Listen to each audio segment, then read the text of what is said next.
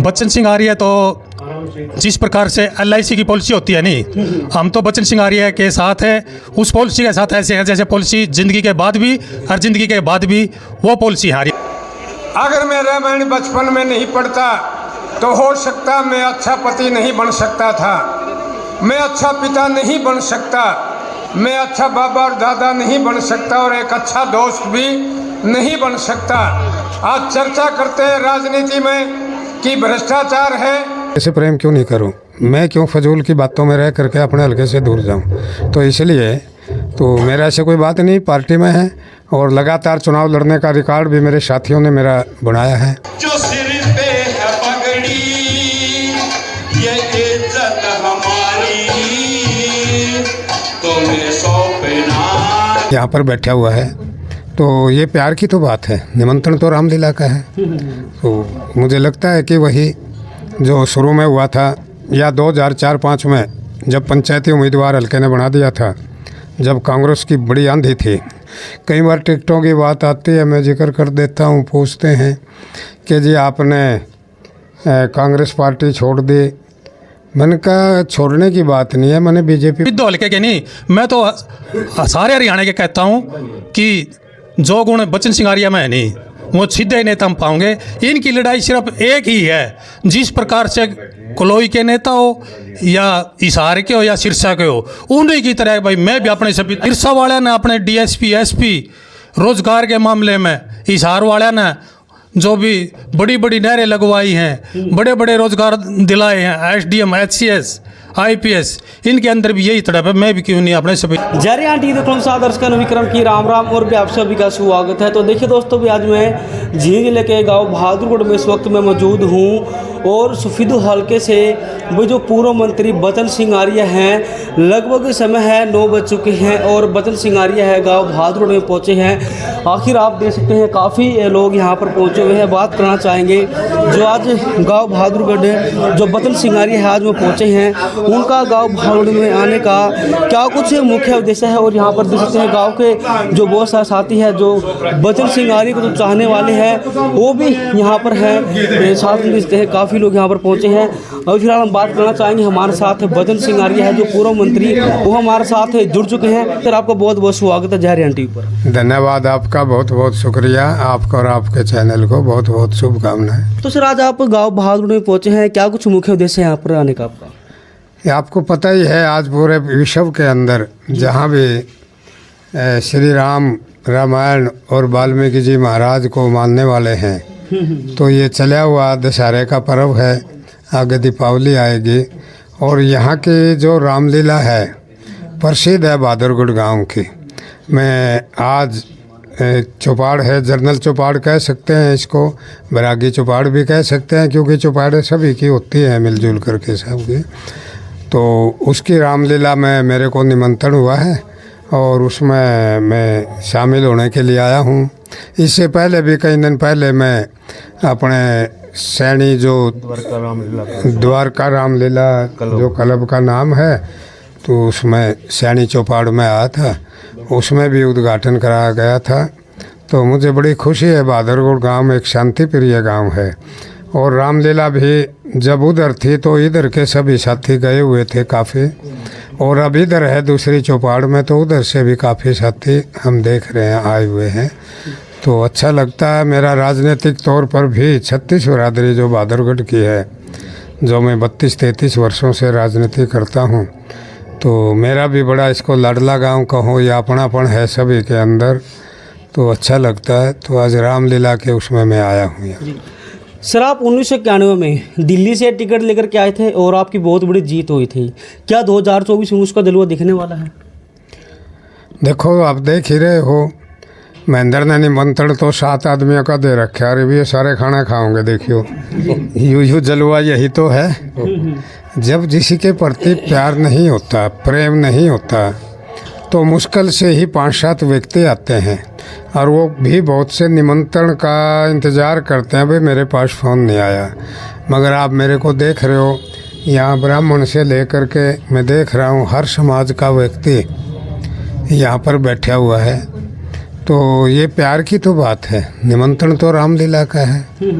तो मुझे लगता है कि वही जो शुरू में हुआ था या 2004-05 में जब पंचायती उम्मीदवार हल्के ने बना दिया था, जब कांग्रेस की बड़ी आंधी थी, कहते थे कि इस आंधी में कैसे बात बनेगी, क्योंकि 67 सीट आई थी, वास्तव में आंधी थी 90 में से 67 सीट आना बहुत बड़ी बात थी।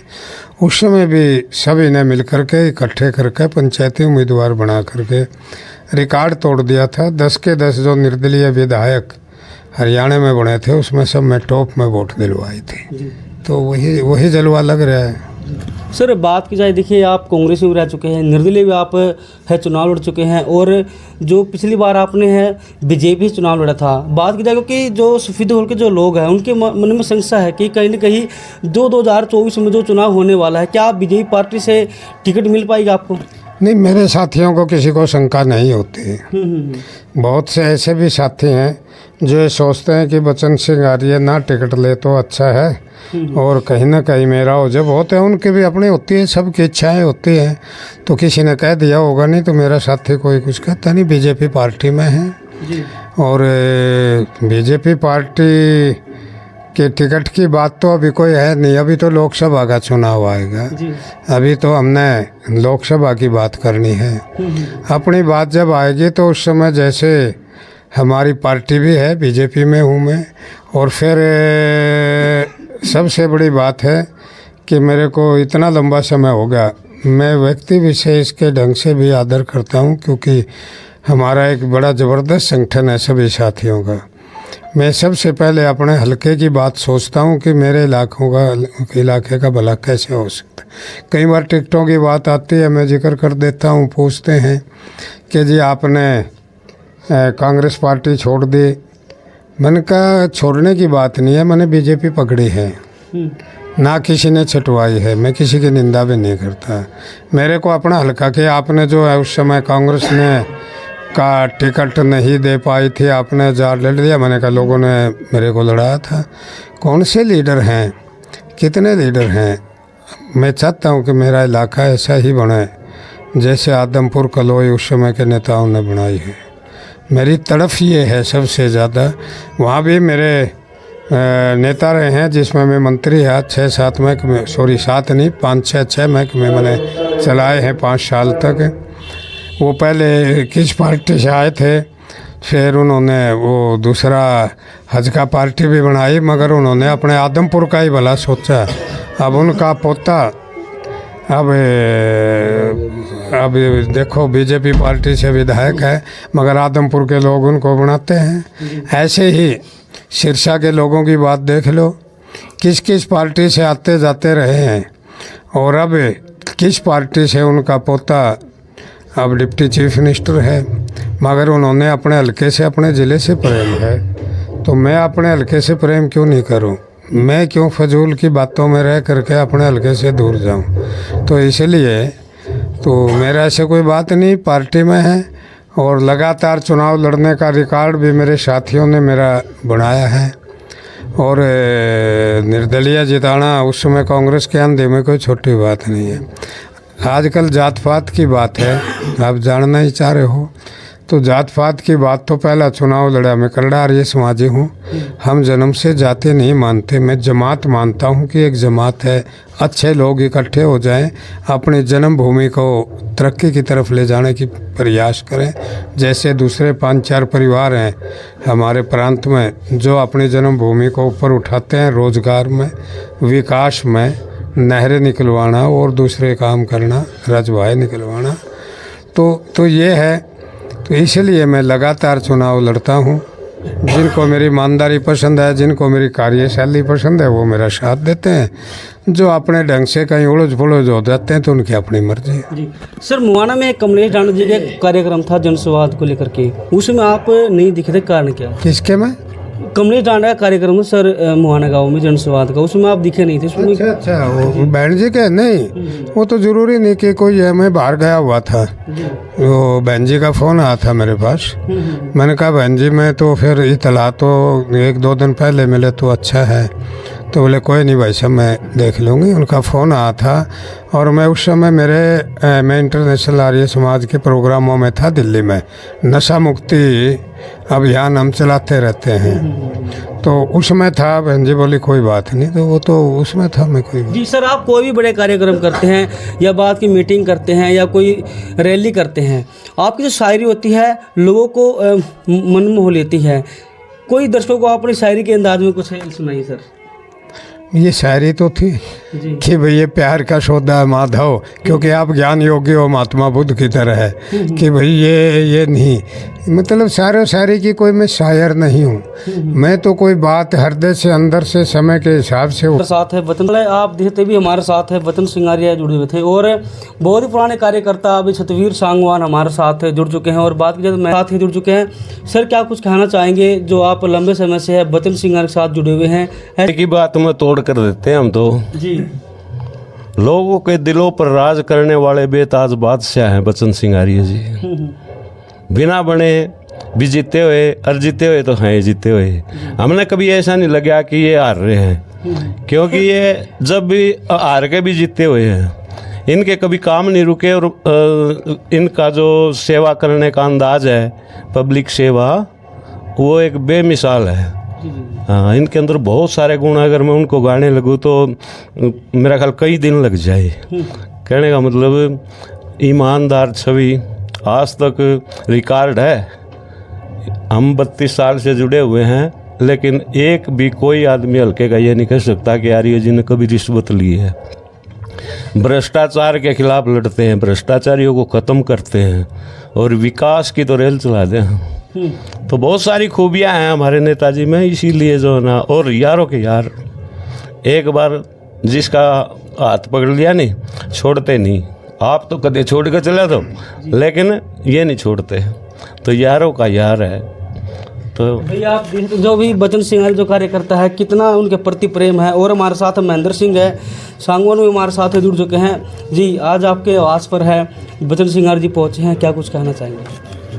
हम तो सिर्फ दो ही बात कहना चाहे हैं। बच्चन सिंह आर्य तो जिस प्रकार से LIC की पॉलिसी होती है नहीं, हम तो बच्चन सिंह आर्य के साथ है, उस पॉलिसी के साथ ऐसे हैं जैसे पॉलिसी ज़िंदगी के बाद भी और ज़िंदगी के बाद भी वो पॉलिसी है आर्य साहब की। हम तो ज़िंदगी के बाद भी और ज़िंदगी के साथ भी आर्य के साथ, जब तक चांद और सूरज रहेगा नहीं तब जब तक आर्य जी के परिवार के साथ। अब में से क्या खासियत है जो आप इनके साथ लंबे समय से जुड़े हुए हैं? बच्चन सिंह आर्य में सबसे बड़ी खासियत ये है, ये यारों के यार हैं।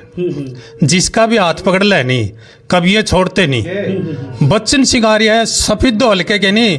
मैं तो सारे हरियाणा के कहता हूँ कि जो गुण बच्चन सिंह आर्य में है नहीं, वो सीधे नेता हम पाओगे।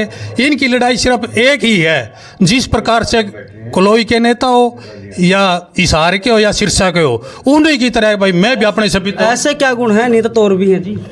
इनमें ये गुण है, ये भी इनके मन में तड़प है। जिस प्रकार सिरसा वाले ने अपने DSP SP रोजगार के मामले में, हिसार वाले ने जो भी बड़ी बड़ी नहरें लगवाई हैं, बड़े बड़े रोजगार दिलाए हैं, SDM HCS IPS, इनके अंदर भी यही तड़प है। मैं भी क्यों नहीं अपने सफेद हल्के में युवाओं का ऐसे रोजगार दुआऊँ। राम राम जी। क्या कहेंगे तो आज आपके गांव में है जो बचन सिंह जी पहुंचे हैं? भाई हम तो इन्हीं के साथ लगे हुए हैं। आज से नहीं, जिस दिन से ये शुरू हुए थे उस दिन से इनके साथ हैं और साथ ही रहेंगे। हाँ जी। रे फूल बरसाओ, खुशियाँ मनाओ, फूल बरसाओ, बीच में हमारे बहारे, बीच में हमारे आइए जी बढ़ाए, खुशियाँ मनाओ, फूल बरसाओ, बीच में हमारे आइए जी बढ़ाए, बीच में हमारे वतन सिंह बढ़ाए।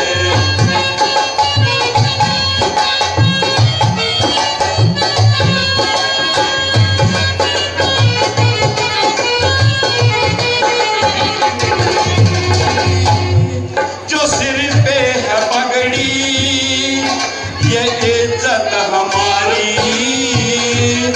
तुम्हें सौंपना चाहती जनता ये सारी, तुम्हें सौंपना चाहती जनता ये सारी। जो सर पे है अपनी ये इज्जत है हमारी, तुम्हें सौंपना चाहती जनता ये सारी। जो सर पे है पगड़ी ये इज्जत हमारी, तुम्हें सौंपना चाहती जनता ये सारी। तुम्हारे कदम से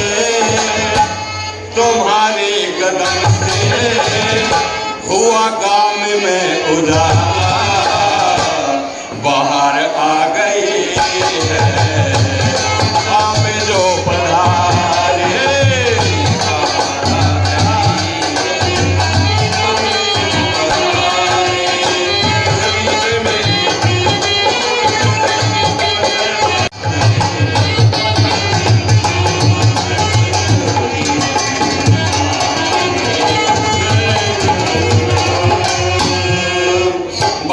खुशियाँ मना फूल बरसा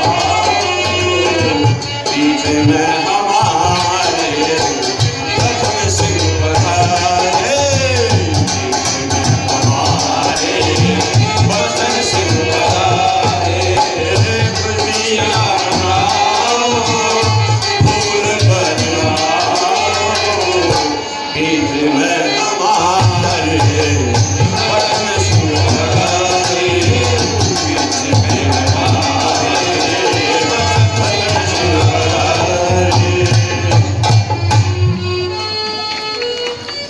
रामलीला के धर्मेंद्र हो, जिसके नाम पर बहुत दुनिया फिल्म देखने के लिए आपके नाम पर यहाँ पर रामलीला की बड़ाई में लंबे समय से सुनता रहा हूँ। बहुत अच्छी है, परमात्मा करे आपकी ये परंपरा सदा बनी रहे और हम यहाँ से शिक्षा ले करके जाएं। साथियों, अगर मैंने रामायण नहीं पढ़ी होती बचपन में, मैं बच्चों से भी कहना चाहता हूँ, घरों में भी पढ़ी लिखी बेटियाँ और बहुएँ हैं कि वो रामायण पढ़ा करें। अगर मैं रामायण बचपन में नहीं पढ़ता तो हो सकता मैं अच्छा पति नहीं बन सकता था, मैं अच्छा पिता नहीं बन सकता, मैं अच्छा बाबा और दादा नहीं बन सकता और एक अच्छा दोस्त भी नहीं बन सकता। आज चर्चा करते हैं राजनीति में कि भ्रष्टाचार है। अगर रामायण नहीं पढ़ता तो मैं एक ईमानदार नेता की गिनती में नहीं आ सकता था जो आप जिक्र करते हो। बहुत बड़ी बात है कि रामायण को घरों में भी पढ़ें, यहाँ रामलीला देखें और मुझे खुशी हुई। और भाई अपना प्यार मेरे प्रति बना करके रखें। मेरा खूब अपनापन छत्तीस बिरादरी से आप सभी से है। मेरे को यहाँ पर बुलाया गया, अच्छा लगता है। पीछे सैनी समाज ने भी बहुत आदर किया था, मैं दिल से उनका सम्मान करता हूँ। वहाँ पे अपनी श्रद्धा से मैंने मेरी छोटी सी भेंट उन्होंने स्वीकार की थी 5100 रुपये की। और यहाँ पर भी मैं क्लब को देख करके कि इतनी अच्छी परंपरा है, अपनी पवित्र कमाई में से 5100 रुपये दिए भाई। 5100 रुपये यहाँ भी रामलीला के जो प्रधान जी को ये तुलसी भेंट आप स्वीकार करें। ये सिर्फ हौसला बढ़ाने के लिए है, तो आप अपना प्यार बना करके रखें और इन महापुरुषों की जो लीला है उससे अपने घरों को तनाव मुक्त जीवन जिए, टेंशन फ्री रखें, आपस में खुश होकर के रहें। बहुत बहुत धन्यवाद। जय हिंद।